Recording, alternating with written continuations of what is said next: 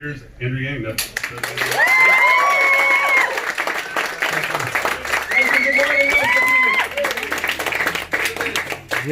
Everywhere I go, people applaud and there's a little stage for me to step. Good morning, it's fantastic to be here with you all. How many of you have seen me speak before in some contexts? So many of you have not, which is very exciting. I'm not a career politician. I'm an entrepreneur who spent the last 7 years helping create thousands of jobs throughout the Midwest, primarily in Missouri, Ohio, Michigan, Pennsylvania. And during that time, I saw firsthand what I believe got Donald Trump into the White House in 2016. When Donald Trump won, how did you all react? I cried. Oh God, thumbs down, tears. I saw it as a giant red flag that tens of millions of our fellow Americans decided to take a bet on the narcissist reality TV star as our president. And if you turned on cable news, why would you think that he won? Oh, somebody got it. Russia, Hillary, Facebook, social media in general, emails. But I'm a numbers guy, you can tell by the math lapel pin. And I found in the numbers a very clear and direct explanation that we blasted away 4 million manufacturing jobs over the last number of years. And where were those jobs? Michigan, Ohio, Pennsylvania, Wisconsin, Missouri, and 40,000 right here in Iowa. That's why Trump won this state by 8 points. I have been to those manufacturing towns, and when the plant closes, the shopping center closes, people start to leave, the school shrinks, and that community never recovers. That is the pattern I saw play out in Ohio, in Michigan, in Missouri, and right here in Iowa. And unfortunately, what we did to those jobs, we're now doing to retail jobs, call center jobs, and on through the economy. How many of you noticed stores closing around where you live here in Muscatine? And why are those stores closing? Amazon, that's right. Amazon's looking up $20 billion in business every year, closing 30% of our stores and malls. Most common job in our communities is retail clerk. The average retail clerk is a 39-year-old woman making between $8 and $10 an hour. What is her next move when the store closes? I don't know. Unemployment, welfare. How much did Amazon pay in federal taxes last year? Zero. That is your math, Muscatine. 20 billion out, 30% of stores closed, zero back. This is the biggest economic transformation in our country's history, what experts are calling the fourth industrial revolution. When's the last time you heard a politician say fourth industrial revolution? Right now? 3 seconds ago. And I'm barely a politician, which most of you don't seem to mind. And it's not just the changes we can see in our stores and main streets or the self-serve kiosks at the CVS or the grocery store or the McDonald's. It's also the subtle changes. Like when you call the customer service line of a big company and you get the software, the bot, you do the same thing I do, which is you pound 000, say human, representative, until you get something on the line, right? Raise your hand, that's what you do. Yeah, because that software is terrible. As soon as you hear it, you also groan, and then you're like, oh, let me try to get something on the line. But in 2 or 3 short years, the software is going to sound like this. Hey, Andrew, how's it going? What can I do for you? It'll be fast, seamless, a little too friendly, perhaps. What is that going to mean for the 2.5 million Americans who work at call centers right now making $14 an hour? Yeah, that's a job. And the rubber is really going to hit the road when the robot trucks come to our highways. How many of you know a truck driver here in Iowa? Most common job in 29 states. My friends in California are working on trucks that can drive themselves. They say they're 98% of the way there. A robot truck just transported 20 tons of butter from California to Pennsylvania 2 weeks ago. Why butter? Pancakes. I have no idea. Because there was the biggest pile of pancakes ever in Pennsylvania. And they needed butter, but they didn't want a human to drive it. What is this going to mean for the 3.5 million truckers or the 7 million Americans who work at truck stops, motels, diners like this one? Or places like Iowa 80 and Davenport that proudly says 5,000 people stop there every day. How many people will stop there when the trucks drive themselves? None. This wave is clearer to you all in Iowa than most of the rest of the country because it started on your farms, then it moved to your factories, now it's changing your main streets. You have to stop it before it hits your highways. So these are the things that I was digging into after Trump won. I was being celebrated for helping create thousands of jobs around the country, and I realized that my work was like pouring water into a bathtub that had a giant hole ripped in the bottom. The water rushing out the bottom had led Donald Trump to the White House, and now it was going to take off because a lot of the trends I'm talking about are speeding up, not slowing down. So my first move was not to run for president. I went to our leaders in Washington, D.C., and I asked them, what are we going to do to help our people manage this transition? And what do you think the folks in D.C. said to me when I said, what are we going to do? Nothing. We'll study that. So yesterday, someone made like a Scooby-Doo noise when I asked this question. They're like, "Oh." The answers I got were: number one, we did not talk about that. Number two, we should study that further. And number three, we must educate and retrain all Americans for the jobs of the future. How many of you heard a politician say something like that? And I said, look, I'm the numbers guy. I took a look at the studies. You all want to guess how effective the government-funded retraining programs were for the manufacturing workers who lost their jobs in the Midwest? 0. I'm anchoring you very, very low because it is low. 0 to 15%. They're a total failure. The reality is half of the manufacturing workers who lost their jobs never worked again. And of that group, half filed for disability. You then saw surges in suicides and drug overdoses in those communities to a point where America's life expectancy has now declined for the last 3 years in a row.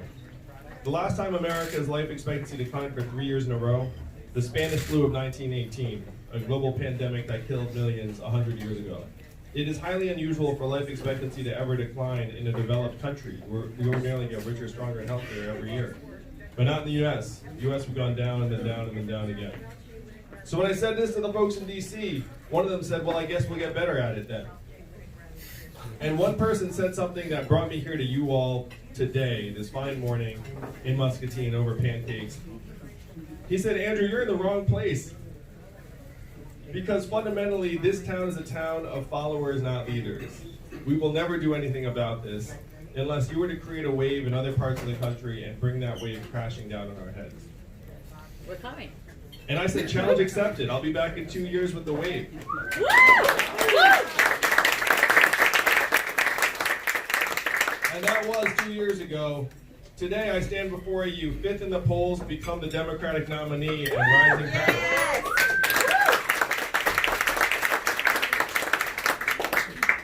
Our campaign raised $16.5 million last quarter in increments of only $35 each, so my fans are almost as cheap as Bernie's.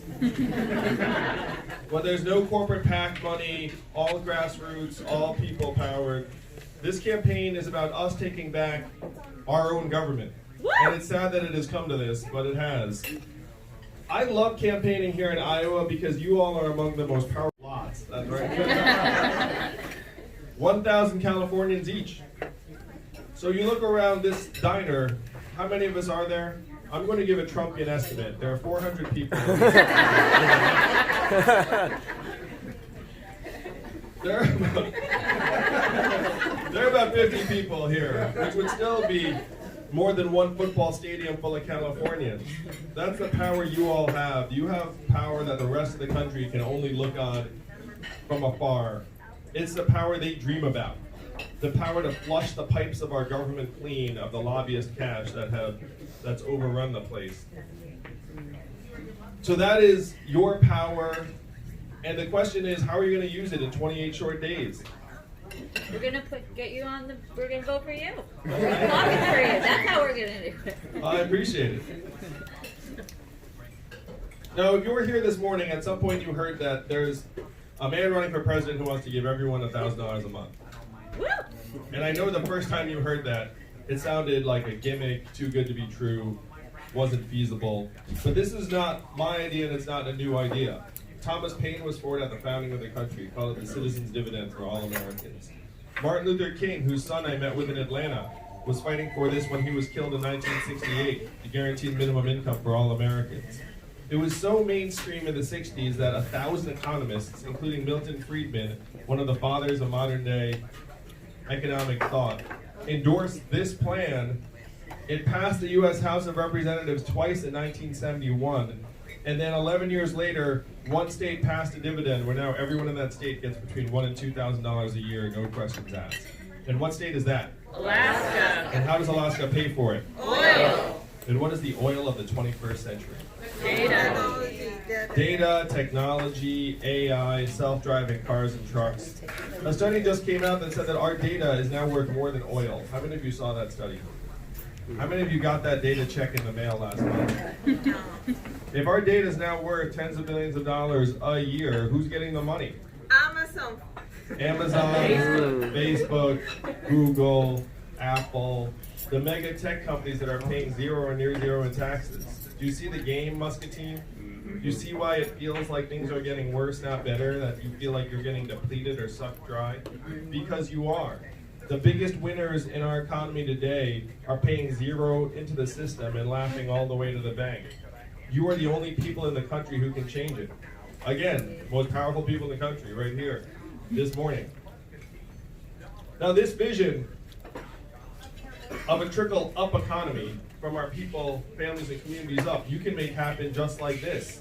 If we take our fair share, tiny sliver of every Amazon sale, every Google search, every Facebook ad, eventually every robot truck mile and AI work unit, we can easily afford $1,000 a month for every American, particularly because the money doesn't disappear in your hands. Where will you actually spend it after you get it? Here. How much of it will stay right here in Iowa? Everything. Not all of it, most of it. You might get your own Netflix password. Never. A little bit of it going up to the cloud. But most of it would stay right here in Muscatine. It would go to car repairs you've been putting off, and daycare expenses, and Little League signups, and local nonprofits, maybe even Democratic Party dues. Make House life a little easier. This is what the trickle-up economy would look like. Make us stronger, healthier, mentally healthier, less stressed out. Our kids would have a real foundation for the future. The reason why Trump won is this. If you were born in the 1940s in the United States of America, first, congratulations, because that's pretty good. But if you were born in the 1940s in this country, there was a 93% chance that you were going to do better than your parents. That's the American dream that so many of us enjoyed. That's what brought my family here to this country. If you were born in the 1990s in this country, you were down to a 50-50 shot and it's declining fast. Raise your hand if you're a parent like me. So if you're a parent, you had this thought. You thought, why does it seem like my kid's future is so less secure and stable than the lives that even I led a generation ago? It's because you're right.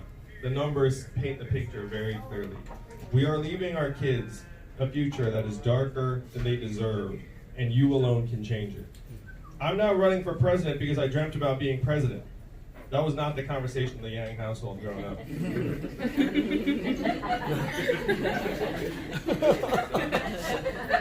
I'm running for president because, like so many of you here this morning, I'm a parent and a patriot. I have seen the future that lies ahead for our kids, and they deserve better.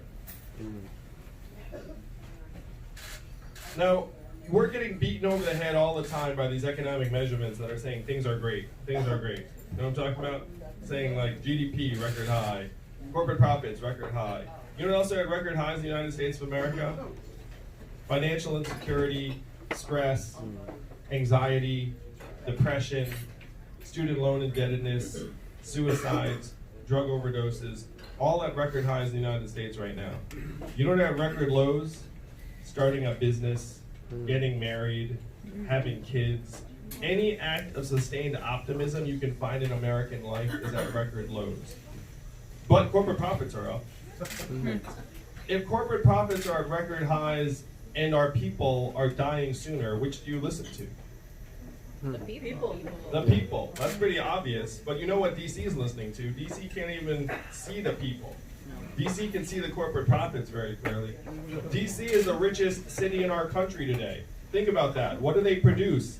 Bad ideas. Whatever they're producing, business is good for them.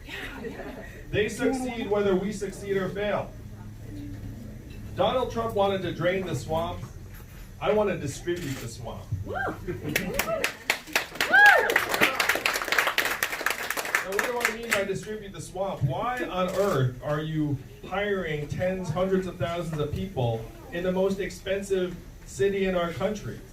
Imagine moving those people and jobs to Michigan, Ohio, Iowa, Florida, pretty much anywhere else in the country. You would save billions of dollars because the cost would be lower. And I would say that they would make better decisions because they live someplace normal and not in a bizarre DC bubble. Yeah. So right. We have to stop measuring our economy through GDP and corporate profits. Even the inventor of GDP said 100 years ago, this is a terrible measurement for national well-being. We should never use it as that. And here we are riding it off a cliff 100 years later. Does that make sense to anybody? No. Robot trucks will be great for GDP and corporate profits. They'll be terrible for us. So we have to line up the measurements as quickly as possible. As your president, I will measure our national progress through things that would actually matter, like wellness and life expectancy, like proportion of Americans who can retire in quality circumstances, because the freedom dividend would stack on top of Social Security. No one can retire on Social Security. Like how our kids are doing, childhood success rates, clean air and clean water, mental health and freedom from substance abuse. I know firsthand how backwards our economic measures are because of my family. My wife is at home with our 2 boys, one of whom is autistic. What is her work included in our economic measurements every day?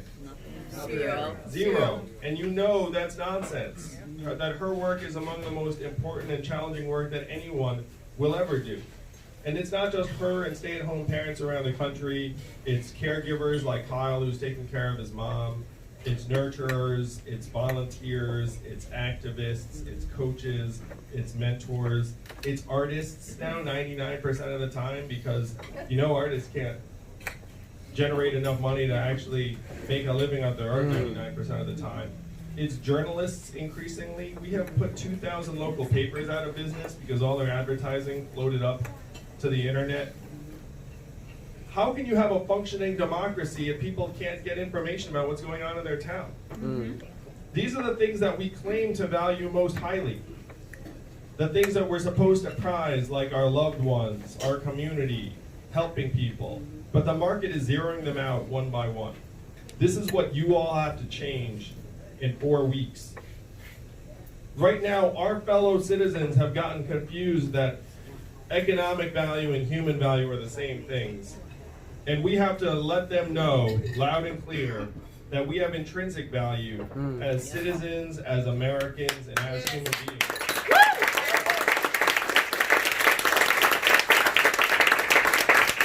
I know what my son is worth. I don't care what the market says. We have to help people, regardless of whether the market thinks that, you know, that their time has the value that it might have at a certain point. You can't turn to thousands of coal miners and say, learn to code. Yep. That's not a real solution. The only reason you would even propose that is if you also had internalized the fact that economic value and human value are the same things. You know what I mean? Like, we all have intrinsic value. We're the owners of this country. The machine works for us. It's not that we all have to plug into the machine. Yes. That's one of the reasons why the slogan is humanity first. Maybe the first time you heard it, it was like, oh, be nice to each other. No. It's that our economy has to work for us instead of all us being subject to it. Yeah.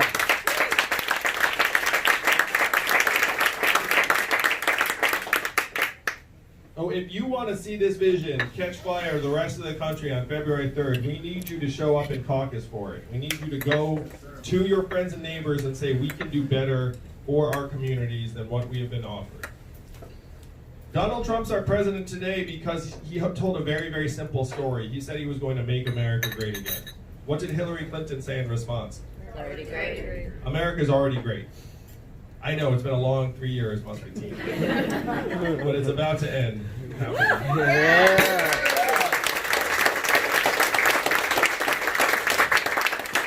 That response was not right because we need to acknowledge the depth and severity and reality of the problems in our communities. The suffering is real. But we need solutions that will actually move our country forward. What were Donald Trump's solutions? Build a wall, turn the clock back, bring the old jobs back. You know we have to do the opposite of these things. We have to turn the clock forward. We have to accelerate our economy and society to rise to the real challenges of this time. We have to evolve in the way we think about ourselves and our work and our value. And I am the ideal candidate for this Muscatine because the opposite of Donald Trump is an Asian man who likes math. Thank you.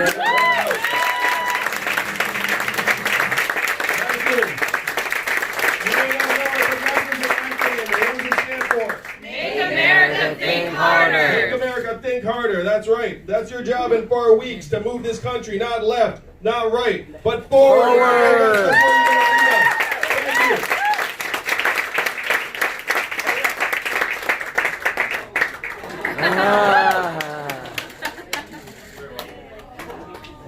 So I think I have time for a few questions. Happily. Yes, miss. I'll give you the mic. You're so close. Well, like this. First of all, I just want to thank you for running, and I've been listening to you online, and I feel like one thing that went through my mind was how it's been going through my mind a lot is, you know, how did Nazi Germany allow it to happen? And I understand now how it happened. And what I hear you doing is reaching out and bringing understanding and compassion, and you see the big picture. And then I heard after Iran and killing, I can't think of his name now, but anyway, that they're thinking of cyber attacks in terms of that. So to me, you're the perfect candidate. But what I hear people say all the time is, you don't have a chance, and we're not going to waste a vote. So what I've been saying is, primaries are to vote for who you want, not for who you will serve. But I'm wondering if you have any wisdom. Oh, sure, please, thank you. So first, when anyone thanks me for running, I say thank my wife, because one, she let me run in the first place, and number two, she's sacrificing more than I am. I'm so glad you see the themes of this campaign as outreach and compassion for ourselves, for our fellow Americans. The vast majority of Americans want nothing to do with war with Iran. The last poll I saw was 78% do not want conflict with Iran. And so we're being led very much in the wrong direction. Now, to your friends who suggest that, hey, I like Andrew Yang, and I like his ideas, but he can't win, you can use the math on them, which I like to do. There was one survey that showed that 10% of Donald Trump voters would pick me over Trump in the general, which makes me the best candidate to take him on in the general. And what is the number one criteria that people have for the nominee? Beat Trump. Beat Trump. I would suggest that the best candidate to beat Trump is the one that's already drawing tens, even hundreds of thousands of his supporters, and I see them every single day. Every event I go to in Iowa, in New Hampshire, anywhere in the country, people will come up to me and they'll say it like a secret. They'll come up to me and they'll be like, hey, I voted for Donald Trump, but I'm voting for you. And then when I say to that person, I shake their hand, and then I say, then you count double. We all know that the Democrats and progressives will be so thrilled to beat Donald Trump that they will get behind virtually any of the nominees. But which of the nominees can peel off 10% of Trump voters? Andrew Yang. There was another survey that showed 18% of college Republicans would choose me over Trump. I've got this crossover appeal because many Republicans are not excited about the president, and they're looking for someone who actually speaks their language in a way that's non-ideological, facts, data, solutions oriented. A lot of Republicans have a very healthy respect for business and numbers and economics. And so because of the way I genuinely see the problems, I'm actually a much more appealing candidate to many of them. So you can try and use those facts and figures on your friends. But I love your core argument, which is like, look, this entire process is about choosing who we want to put forward. It's not about trying to figure out who the most quote-unquote like electable is because whoever we like the most becomes the most electable. And we all know that when people get like electable, it's like you screw that up. And you screw that up like sometimes in like an epic fashion. Hillary. Hillary. Yes, Miss. Thank you.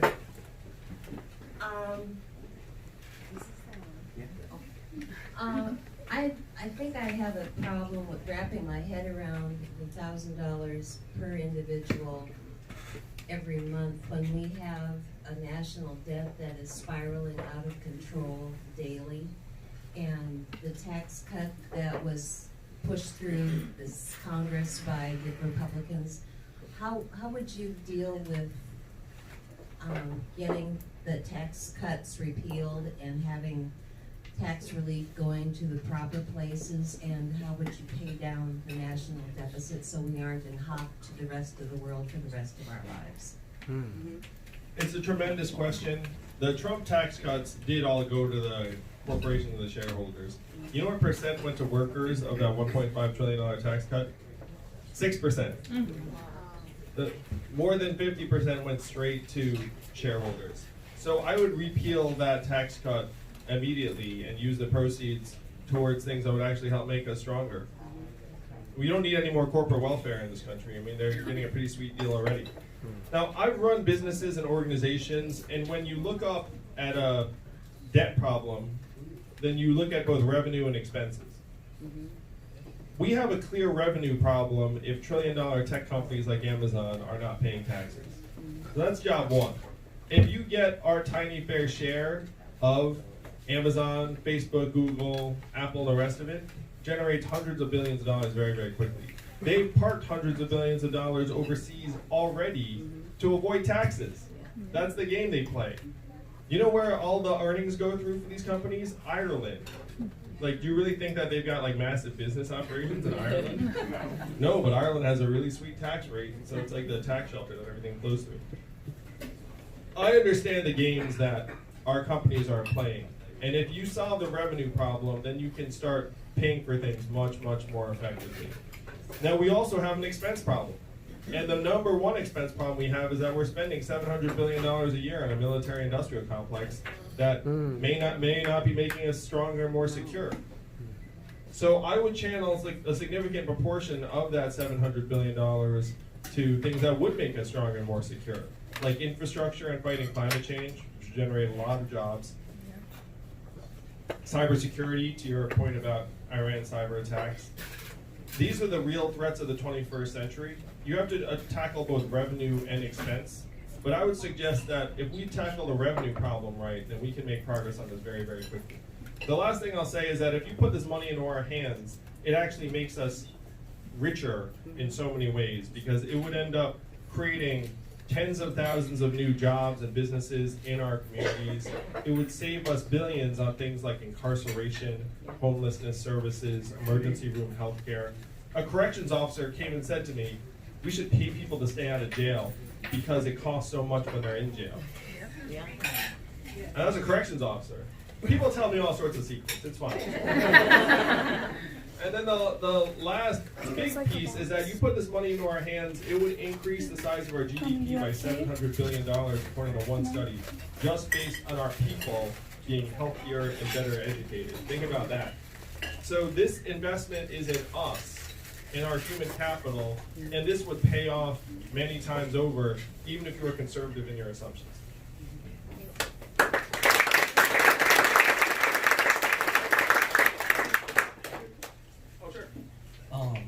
So I had a question. I watched the H3 podcast, so I've seen you on both of those, and you went into a little bit of detail about the Islamic ethnic group in China that's dealing with a lot of humanitarian issues. Oh gosh, it's awful. But I'd like to know more about your plan of dealing with China as far as Hong Kong and what I see happening in the future with Taiwan and also this Islamic ethnic group. China's treatment of the Uyghur Muslim minority in its country is reprehensible. It's something you wouldn't even imagine possible in the 21st century. We have to do all we can to bring China back to the world table to prevent these kinds of abuses. Right now, we push them in a direction where they feel like they need to develop their own parallel ecosystem to us. And the competition between them and us in some of the most advanced technologies is now, to me, one of our top priorities. I'm going to talk, and this relates to their authoritarianism. So China right now is positioned to leapfrog us in artificial intelligence. There used to be a joke in technology that said, how far behind is China from the US in AI? And the answer was 12 hours, because they would wake up and see whatever we did the previous day. But now it's not that they're 12 hours behind, they're actually in position to leapfrog us because they have more access to more data than we do, and they have a bigger computing infrastructure. Now this plays into some of their worst authoritarian tendencies, because in Hong Kong, they banned face masks so they can use facial recognition software to monitor people. The Chinese government has two main priorities. Number one, maintaining economic growth and competitiveness, and number two, maintaining social order and its own power. So if we're going to curb their worst abuses, we have to let them know that they're never going to achieve their economic goals if they abuse their people. Now the way we make it clear to them that they can't achieve their economic goals is we have to, one, outcompete them in AI and other crucial technologies. And then number two, we have to develop world standards for use of these technologies so that if they use AI to abuse their own people, then they pay a very steep price. So this is not the US alone. We have to actually join with the EU and Japan, who are eager to do this, and let China know that they can't get away with certain actions. They have an edge in 5G. They have the cheapest equipment available. And America does not have a 5G equipment manufacturer at the same scale. I wish we did. The other firms that are at that scale are European firms. It's Ericsson and Nokia, and then Samsung in South Korea. And then China has the cheapest, best of breed equipment. So China's trying to export that equipment to the rest of the world and saying, hey, it's cheaper, like take it. And I, for one, do not want to have the world's networks run on Chinese equipment, because you know they're just going to be sucking that data and then using it against us over time. So this is one of the great hidden competitions of this time. It's not tariffs that affect Iowa farmers. We should get rid of those. They had nothing to do with the core issues here. You have to actually fight fire with fire and stay ahead of the Chinese and the things that they value the most. And then you can help them come back from some of these abuses of the Uyghurs in Hong Kong, and hopefully keep the Taiwan situation the same as it is right now.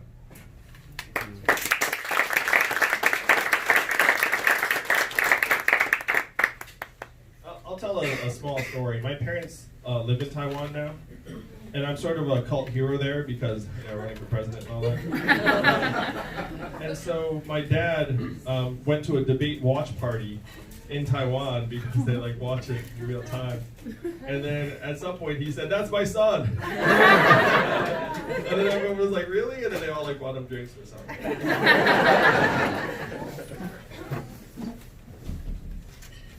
I want to hear about your plan, the legions of builders and destroyers, and how it will affect communities across the country. Thank you for the question. So that's my catchy name for spending military money on infrastructure. I just thought that people would like it if it sounded really masculine and. So the plan is that we have like a vast infrastructure debt in this country of approximately $4 trillion. And this is one thing I cannot believe that Trump did not get right. I was like, at least this man's gonna build some bridges and highways just to put his name on them. I was even willing to accept Trump Bridge just to have the bridge. But he didn't do it, left us more work to do after he's out of there. So this infrastructure debt we've built up, it's in our schools, our highways, our fiber optic network, our broadband. And this investment we have to make is not disappearing. It's evergreen. So that is how I would channel some of the $700 billion.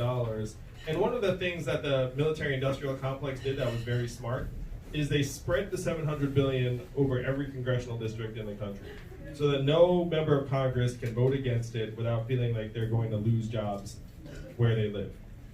That's why we need to take the same dollars and resources and put them into the same communities in the form of infrastructure, so then that the legislator can be like, hey, still jobs, like everyone's still employed in the same ways, maybe there's a shift.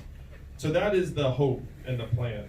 Because the $700 billion we're spending a year, to me, is not the best investment in our future. If you look at the biggest threats of this era, I would put climate change as number one. And an extra aircraft carrier does not help us against climate change. It does not make our people any safer. Here in Iowa, you all had floods that were nearly unprecedented. Same thing's happening around the country. And so we need to start taking care of our people with that $700 billion instead of taking care of the Boeings and Lockheed Martins and the contractors of the world.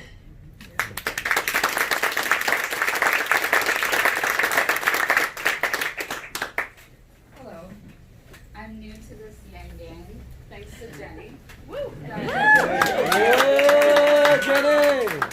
So, I've been dating an Iraqi refugee basically since he's came to Iowa. I just wanted to, and it's been difficult for him. I just wanted to know your stand on refugees and how, like, we can make things easier on them. Thank you. I'm the son of immigrants myself. Right. So I naturally believe that people who immigrate to this country make us stronger and more dynamic in a variety of ways. We need to do more for people in other parts of the world that we can take in effectively. America's intake of refugees is very, very low relative to our size and scale. And so we need to return the number of refugees to what it was under the Obama administration, because it's gone down a lot in this administration. So return it to Obama era levels, and then take more care to try and help refugees integrate and find a home here over the long term. We have over 12 million people who are here and undocumented right now. And anyone who says like, hey, we're gonna deport them, obviously is making things up. Like, it's impossible to deport over 12 million people. You would collapse regional economies, separate families, do all sorts of things that are essentially off the table. And so we do need to secure our southern border. We need to do a better job of enforcing our laws and having our policies resemble our values, because as a parent, it's unconscionable that we're separating kids from their families at the border.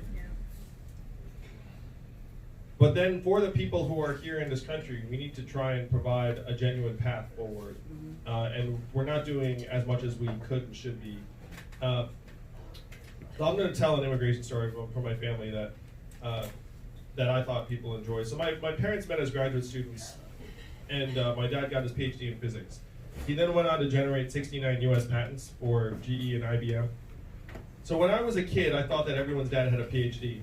And so I said to other little boys, like, what's your dad's PhD in? And then they'd be like, here's what his PhD is. So then I learned that was not the case. And then when I got a bit older, I found out that my dad generated patents, and I was like, that sounds really important and lucrative. And so I went to my dad and said, how much money do you get when you generate a patent? And then he said, $200 or so. And then I said, that doesn't seem like very much. And then he said, well, I also get paid a salary so I can feed, house, and clothe you and your brother. And I was like, oh, I understand. So I say this because I feel like that was a pretty big win for the United States, that my father came in and generated 69 patents. And it was a huge win for my family and me. Like, everybody wins. So the United States needs to maintain its status as a place where other people want to come and build businesses, build careers, build lives. If we maintain that, then we're going to be all right. If we lose that, then things are not going to go as well for us, because we're going to lose that competitive edge that has helped fuel this country and make it great for so long. All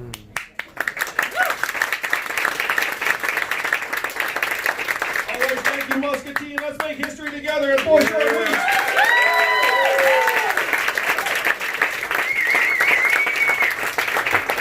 All right, let's do some press and then some selfies, I hope. Folks, if you'd like to get a selfie or an autograph from Andrew, if you could form a line sort of around this way and start right here. Yes, please. And then once he's done press, I'll have to come back to you. Thank you. It's our time! Now Sydney, I was just there. Literally. I gotta run. I've got an IT problem at work, so that's what I do for my day job. So, yeah, that's what I don't. You have one here? I was looking out on Amazon. Hey, how are you? Oh, sorry. Thank you. Oh, thank you. Sorry, guys.